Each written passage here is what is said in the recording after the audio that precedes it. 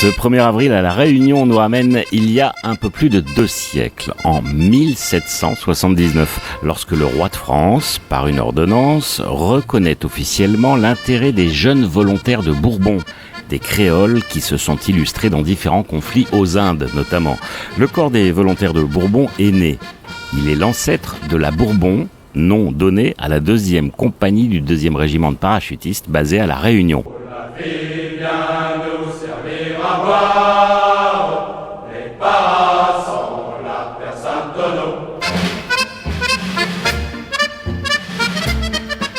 En 1779, le corps des volontaires de Bourbon, composé de 2 compagnies de 106 créoles de Bourbon et de l'Île-de-France, se couvre de gloire au cours de nombreux combats.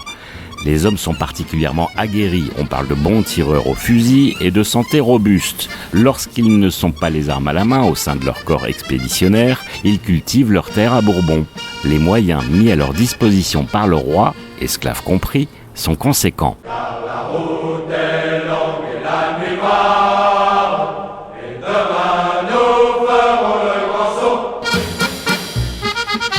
Mis en sommeil en 1789, le corps des volontaires de Bourbon renaît en 1793 sous le nom de corps des volontaires de la Réunion.